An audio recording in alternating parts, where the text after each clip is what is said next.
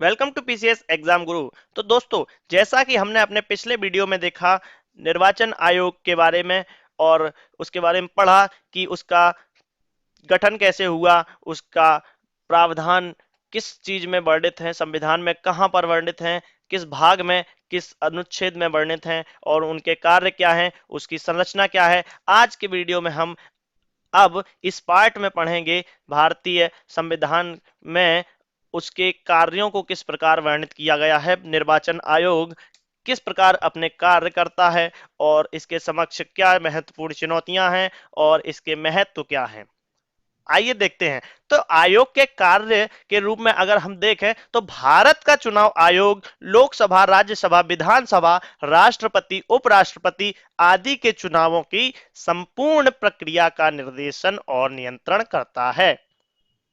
सबसे महत्वपूर्ण कार्य एक ये हो गया। अब इसके बाद क्या होगा?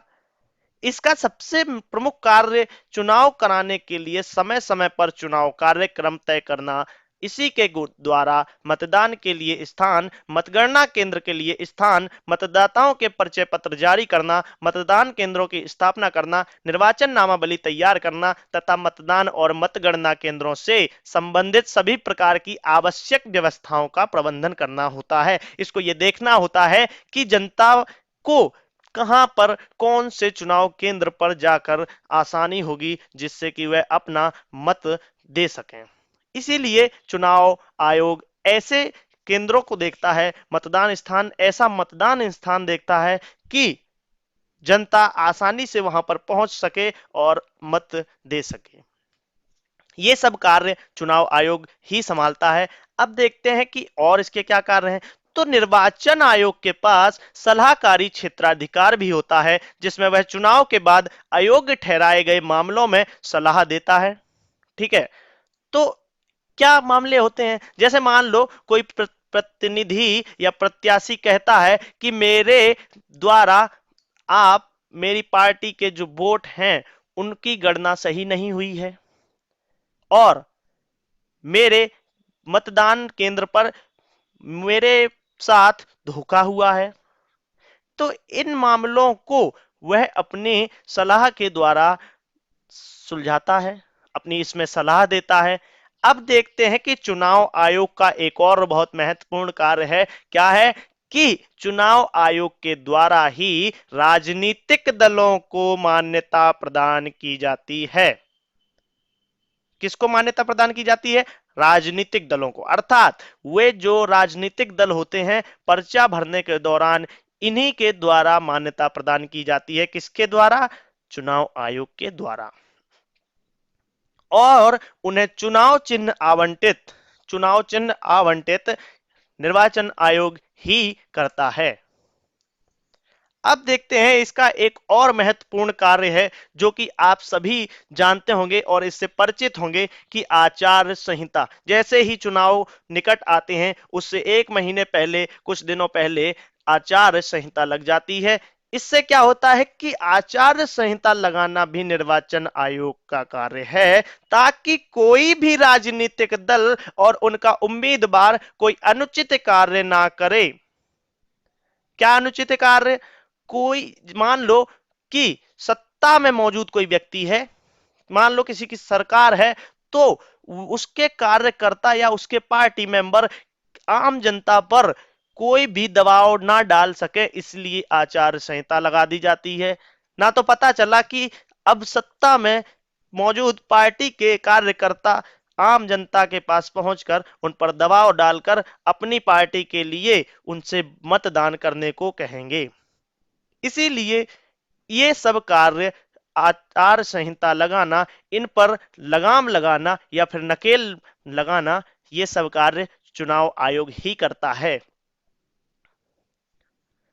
और इससे क्या होता है कि जब आचार संहिता लग जाती है तो सत्ता में मौजूद व्यक्तियों द्वारा अपनी शक्तियों का दुरुपयोग नहीं किया जा सकता है, भले ही कोई व्यक्ति सत्ता में मौजूद हो या फिर विपक्षी दल हो। सभी के लिए यह नियम समान होता है। ना ही आचार संहिता के दौरान कोई सत्ताधारी व्यक्ति बहुत ही बड़े पैमाने पर खर्च कर सकता है और ना ही विपक्षी पार्टी बहुत कम पैमाने पर खर्च कर सकती हैं। सबको बराबरी का मौका दिया जाता है इसके अंतर्गत। और सभी राजनीतिक दलों द्वारा चुनाव अभियान में खर्च की जाने वाली सीमा भी निर्वाचन आयोग तय करता है। अर्थात कि निर्वाचन आयोग यह तय करता है कि आपको इतनी ही सीमा में रहकर, इतने दायरे में रहकर अपनी प्रचार प्रसार करना है, इससे अधिक खर्च नहीं किया जा सकता है। जैसे कि अपन सभी लोग देखते हैं चुनाव के दौरान कहीं कारों में नोट मिलते हैं तो कहीं गाड़ियों में नोट मिलते हैं। तो आजकल हो क्या रहा है, यही हो रहा है आजकल कि नोट के बदले वोट।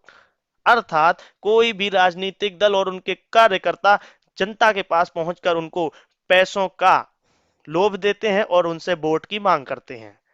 जब वो सत्ता में नहीं आते हैं तो बोलते हैं अब वोट नहीं चाहिए, अब मेरा नोट चाहिए वापस। इसीलिए इन सबको तय कौन करता है, इनकी सीमा को तय कौन करता है? निर्वाचन आयोग। और इसकी निगरानी भी करता है कि किसी भी व्यक्ति द्वारा, किसी भी दल द्वारा बहुत ही ज्यादा चुनाव के दौरान सीमा खर्च ना की जाए, रुपयों पैसों की, या फिर अनेक अपनी शक्तियों का दुरुपयोग ना कर सके। अब देखते हैं कि भारतीय निर्वाचन आयोग का महत्व क्या है। तो 1952 में हुए पहले आम चुनाव से निर्वाचन आयोग राष्ट्रीय और राज्य स्तर पर सफलतापूर्वक चुनावों का संचालन कर रहा है।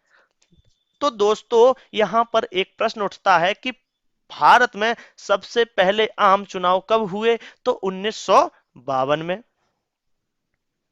चुनावों का संचालन कब से कर रहा है निर्वाचन आयोग? 1952 से। ठीक है, यह समझ में आया।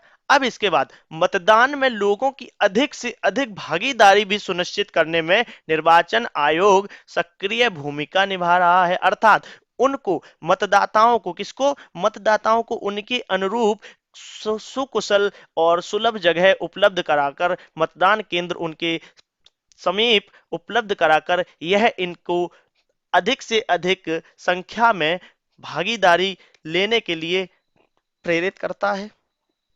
कौन? निर्वाचन आयोग, भारतीय निर्वाचन आयोग। अब और क्या क्या ये कार्य करता है, इसका क्या महत्व है? यह राजनीतिक दलों को अनुशासित करने का कार्य करता है। अर्थात कोई भी राजनीतिक दल मतदान केंद्र पर पहुंचकर अपना दबदबा नहीं बना सकता, ये उस पर अपनी लगाम लगाता है। और चुनाव में समानता, स्वतंत्रता और निष्पक्षता को स्थापित करता है। क्या?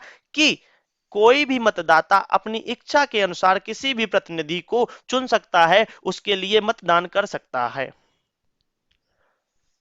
और क्या करते हैं ये महत्वपूर्ण कार्य? तो मतदाताओं के अनुकूल वातावरण की चुनावी प्रक्रिया निर्धारित करता है। अर्थात जैसा कि हम पहले भी बता चुके हैं कि उनके सुविधाओं के अनुकूल ही वह मतदान केंद्र निर्धारित करता है, उनके आसपास, ना कि बहुत दूरी पर। और यह मतदाताओं में मतदान के प्रति जागरूकता विकसित करता है और देश के लोगों का चुनाव प्रणाली में महत्व मजबूत करता है। आप देखते हैं इसके समक्ष महत्वपूर्ण चुनौतियां क्या हैं। तो भारतीय निर्वाचन आयोग के समक्ष कई महत्वपूर्ण चुनौतियां हैं जिनसे उन्हें निपटना होता है। जैसे कि पिछले कुछ वर्षों से राजनीति में हिंसा, काला धन तथा आपराधिक तत्वों का बोलबाला बढ़ गया है, अतः यह एक बड़ी चुनौती है। दूसरी चुनौती की ओर देखते हैं तो सरकारी वाहनों और भवनों का उपयोग चुनाव में करके सत्ता का दुरुपयोग किया जाता है, इसे रोका जाना चाहिए। सरकारी वाहनों और भवनों, जैसे कि सरकारी बंगले हुए या फिर वाहन हुए, इनका प्रयोग सत्ताधारियों, जो सत्ता में मौजूद व्यक्ति हैं, उनके द्वारा किया जाता है। तो इसको रोकने में अभी तक चुनाव आयोग सफल नहीं हो सका है। कुछ हद तक उसने इसमें अपनाया है, मतलब बहुत सारे नियमों को, कानूनों को लाके उनमें रोक लगाने का प्रयास किया है, लेकिन पूर्ण रूप से इसमें वो सफल नहीं हुआ है। अब तीसरी चुनौती क्या है? तो निर्वाचन आयोग के पास राजनीतिक दलों को विनियमित करने की शक्तियां नहीं हैं। अर्थात जो राजनीतिक दल होते हैं उनको नियमबद्ध तरीके से चलाने की शक्तियां या फिर उनको नियम के अनुरूप अपनी सरकार चलाने की शक्तियां या फिर जो प्रचार प्रसार करते हैं उसको नियम के बद्ध रहकर नहीं करते हैं, इनकी शक्तियां नहीं है, तो ये भी उनके पास होना चाहिए। आगे देखते हैं सबसे बड़ी और सबसे महत्वपूर्ण चुनौती क्या है। आज वर्तमान में निर्वाचन आयोग की निष्पक्षता पर भी सवाल खड़े हैं और यह धारणा जोर पकड़ रही है कि निर्वाचन आयोग कार्यपालिका के दबाव में आकर कार्य कर रहा है। ईवीएम गड़बड़ी भी निर्वाचन आयोग पर सवाल खड़ा करती है। अर्थात वर्तमान में यह कहा जाता है, अगर आप गांव की तरफ जाएं और गांव में देखें तो वहां पर लोग कहते हैं कि ऐसा नहीं है, हमने तो वोट किसी और को दिया था और जीत कोई और गया। अर्थात लोग कहते हैं कि ये जो मशीन है उसमें गड़बड़ी की जा रही है। जैसे विपक्षी पार्टियां भी मोदी सरकार को निशाना साधते हुए कहने लगती हैं कभी कभी कि ईवीएम गड़बड़ी में ये लोग जीत जाते हैं। तो इस पर भी एक निर्वाचन आयोग के लिए बड़ी चुनौती बनी हुई है और निर्वाचन आयोग की निष्पक्षता पर भी विपक्षी पार्टियां सवाल खड़े करती हैं कि ये लोग सत्ता में मौजूद व्यक्तियों के अंतर्गत रहकर या उनके अधीन रहकर कार्य करते हैं, ये निष्पक्ष तरीके से कार्य नहीं करते हैं। तो ये एक सबसे बड़ी और महत्वपूर्ण चुनौती है। आइए देखते हैं महत्वपूर्ण प्रश्न जो इससे संबंधित हैं और एग्जाम पॉइंट ऑफ व्यू से बहुत ही इंपॉर्टेंट है। तो क्या क्या पूछे जा सकते हैं, तो आप पढ़िए एक बार इनको और वीडियो देखकर वीडियो में से आप देखें और सॉल्व करें। तो पहला प्रश्न है, चुनाव आयोग एक संस्था है? इसका उत्तर भी आपको ढूंढना है। ऐसे ही इन प्रश्नों के उत्तर, चुनाव आयोग द्वारा कौन कौन से चुनावों का आयोजन किया जाता है? चुनाव आयोग का वर्णन संविधान के किस अनुच्छेद में है? भारतीय निर्वाचन आयोग की स्थापना तथा उससे संबंधित प्रावधान किस भाग में वर्णित हैं? चुनाव आयोग की स्थापना संविधान के किस भाग में और संविधान के अनुसार कब की गई? चुनाव संबंधी प्रावधानों को अंगीकृत कब किया गया? निर्वाचन आयोग का सचिवालय कहां है? निर्वाचन अधिकारी की नियुक्ति कौन करता है? सभी ये वन वर्ड क्वेश्चन है, वन वर्ड आंसर देना है आपको और देखते रहिए एमसीक्यूज की श्रेणी में। ऐसे ही हम अगले वीडियो में जब नया आयोग लेकर आएंगे, नया कमीशन लेकर आएंगे, उसके भी इंपॉर्टेंट प्रश्नों को आपको बताएंगे और आप देखेंगे, उनको अपने आप से सॉल्व करेंगे और आप कर सकेंगे इनको, क्योंकि ये जो मैंने आपको पढ़ाया है ये प्रीलिम्स में तो बहुत ही इंपॉर्टेंट है, प्लस मेंस आंसर राइटिंग के लिए भी, अगर चुनाव आयोग मेंस में आंसर राइटिंग के लिए आ जाता है तो आपको बहुत ही बेनिफिशियल है। ये आप पूरा लिख सकते हैं क्योंकि इसमें ऐसे ऐसे हमने बिल्कुल महत्वपूर्ण बिंदुओं को शामिल किया है जो कि एग्जाम पॉइंट ऑफ व्यू से बहुत ही इंपॉर्टेंट है। आप देख लीजिए, ये बाकी के ये प्रश्न है कि मुख्य चुनाव आयुक्त और अन्य चुनाव आयुक्तों की नियुक्ति कौन करता है? मुख्य और अन्य निर्वाचन आयुक्त के वेतन भत्ते किसके समान होते हैं? मुख्य चुनाव आयुक्त किस प्रकार अपने पद से हटाया जा सकता है? राजनीतिक दलों को चुनाव चिन्ह किसके द्वारा आवंटित किए जाते हैं? आचार संहिता लगाना किसका कार्य है? निर्वाचन आयोग राष्ट्रीय और राज्य स्तर पर सफलतापूर्वक चुनावों का संचालन कब से कर रहा है? देश के प्रथम मुख्य चुनाव आयुक्त कौन थे और वर्तमान कौन है? तो इन सभी प्रश्नों को आपको इस वीडियो के अंदर ही ढूंढना है। जितना भी मैंने पढ़ाया है उसी के अंदर सभी प्रश्न मिल जाएंगे, आप अपने आप से इनको सॉल्व कर सकेंगे। तो देखते रहिए पीसीएस एग्जाम गुरु को और चैनल को लाइक शेयर सब्सक्राइब कीजिए। निर्वाचन आयोग यहां पर समाप्त होता है। हम अगले वीडियो में एक नया आयोग लेकर आएंगे, उसको आपको पढ़ाएंगे। अगर आपसे ये प्रश्न नहीं बन रहे हैं तो कमेंट कीजिए, हम इसके आंसर की डिस्क्रिप्शन में डाल देंगे। अभी तो नहीं डालेंगे क्योंकि अभी आप स्वयं सॉल्व कीजिए। Okay, thanks for watching. Bye bye.